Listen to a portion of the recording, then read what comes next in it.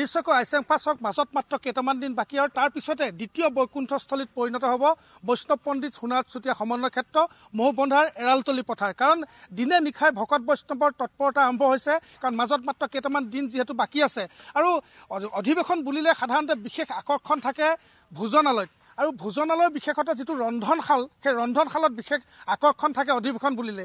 এইবাৰ আমি যোৰহাটৰ যিটো ৰন্ধনশাল আছে সেই ৰন্ধনশালত উপস্থিত আছোঁ। আপুনি দেখা পাইছে মোৰ পিছফালে এই মুহূৰ্তত দেখা পোৱা গৈছে যে বিশাল বিশাল পানীৰ চিনটেক্স, এই পানীৰ চিনটেক্সবিলাক ব্যৱহাৰ হ'ব ৰন্ধন প্ৰক্ৰিয়াৰ বাবে। ঠিক কাষতে যদি আপুনি চায় তেনেহ'লে দেখা পাব যে বিশাল খৰিৰ দম, প্ৰকাণ্ড প্ৰকাণ্ড খৰিৰ দম এই মুহূৰ্তত ৰন্ধনশালত আমি দেখা পোৱা গৈছে। এইসমূহ খৰিৰ দ্বাৰাই ৰন্ধনশালত ৰন্ধন প্ৰক্ৰিয়া আৰম্ভ কৰিব ভকত বৈষ্ণৱসকলে। আৰু এই মুহূৰ্তত আইচেংফা মই ক'ব বিচাৰিম যে এইবাৰ যি ৰন্ধনশাল হৈছে এই ৰন্ধনশালত 200টা চৌকা থাকিব। এই 200টা চৌকাত 200জন ৰান্ধনী আৰু 300 গৰাকী সহায়িকাই দিনে নিশাই তেওঁলোকে ৰন্ধন প্ৰক্ৰিয়াত ব্যস্ত থাকিব। আৰু এয়া চৌক প্ৰকাণ্ড প্ৰকাণ্ড এনেধৰণৰ চৌকা খান্দি ৰখা হৈছে। এনেধৰণৰ প্ৰকাণ্ড প্ৰকাণ্ড চৌকাত 200টা সাজু কৰি তোলা হৈছে। 200 চৌকাত 500 কৰ্মীয়ে দিনে নিশাই ৰন্ধন প্ৰক্ৰিয়াত ব্যস্ত থাকিব। আৰু এই বিশাল ৰন্ধনশালটোত প্ৰায় যি ৰন্ধন হ'ব সেই ৰন্ধন প্ৰায় 10-15 হাজাৰ লোকে একেবহাতে তেওঁলোকে সিদ্ধ গ্ৰহণ কৰিব পাৰিব। ঠিক এনেধৰণৰ ব্যৱস্থা কৰি তোলা হৈছে।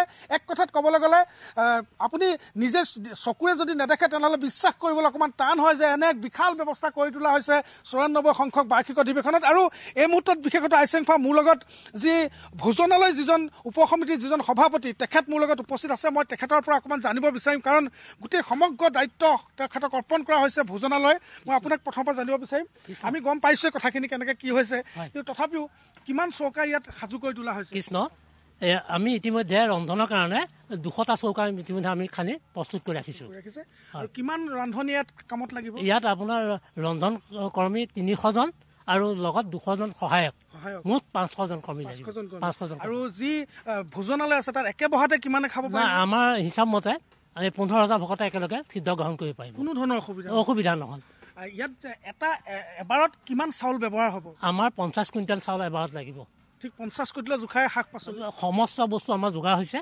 খাদ্য উপসমিতিয়ে ইতিমধ্যে যোগাৰ কৰি ৰাখিছে, তাৰ কাৰণে কোনো চিন্তা কৰাৰ প্ৰয়োজন নাই। 200 চৌকা হ'লে নহ'ব, 200 কেৰাহীও লাগিব, 200 গামলাও লাগিব। আছে সমস্ত আছে, ৰন্ধন সামগ্ৰী সমস্ত আছে, কৰাহী আছে, গামলা আছে, সেই অনুপাতে টিং বাল্টিৰ পৰা আদি কৰি পেলাই ৰন্ধন বিতৰণৰ কাৰণে যিমানখিনি লাগে সমস্ত আছে। মানে আপুনি ক'বলৈ গৈছে এক প্ৰকাৰ আমি সাজু। আমাৰ 90% কাম ইতিমধ্যে সমাপ্ত হৈছে। নিশ্চয়কৈ আইচেংফা আপুনি শুনা পাইছে, এটা বিশাল ব্যৱস্থা প্ৰতিখন অধিৱেশনতে আমি দেখা পাওঁ যে কেনেধৰণে ভোজনালয়ত বিশেষ ব্যৱস্থা কৰি থোৱা থাকে। আৰু তেখেতে কৈছে যে সম্পূৰ্ণ প্ৰক্ৰিয়া সাজু, কেৱল মাত্ৰ 6 ফেব্ৰুৱাৰীৰ পৰা ভকত বৈষ্ণৱসকল আহিব লাগে। আৰু তেখেতসকলে কোনো ধৰণৰ অসুবিধা নোহোৱাকৈ এই ভোজনালয়লৈ আহি তেখেতসকলে যি 4টা দিন যি অধিৱেশন অনুষ্ঠিত হ'ব যোৰহাটৰ বৈষ্ণৱ পণ্ডিত সোণাৰাম চুতীয়া সমন্বয় ক্ষেত্ৰ মহবন্ধাৰ এৰালতলী পথাৰত, তেখেতসকলে এই 4 দিন সিদ্ধ যাতে সুকলমে ল'ব পাৰে তাৰ বাবে সমগ্ৰ ব্যৱস্থা তেখেতসকলে কৰি তুলিছে।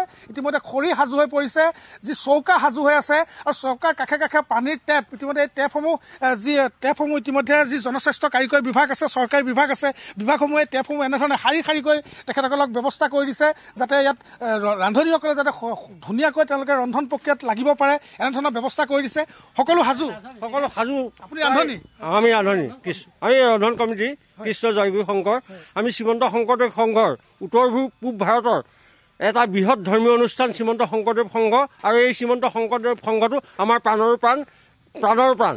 এই সংঘটো যোৰহাট জিলাই এইবাৰ 94 সংখ্যক অধিৱেশন ভাগে ৰন্ধনশালত আমাক এই ৰন্ধনশালৰ দায়িত্ব দিছে। আমি ৰন্ধনশালৰ কাৰণে আমি প্ৰায় 200 চৌকা আমাৰ ইতিমধ্যে সম্পূৰ্ণ ৰেডি হৈছে। আপোনালোকে দেখিছে খৰি গোটেই হৈছে, আৰু ইপিনে একেলগে 10,000 ভকতে সিদ্ধ অন্ন ল'ব পৰাকৈ ব্যৱস্থা হৈছে।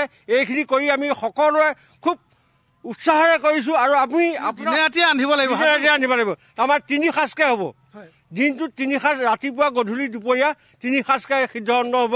আৰু আপোনালোক আহক, আপোনালোকৰ যোগেদি আমি সমস্তজনক সেৱাৰ নিবেদন কৰিছোঁ যাতে আহি আমাৰ এই অনুষ্ঠানটো আপোনালোকে চাওক।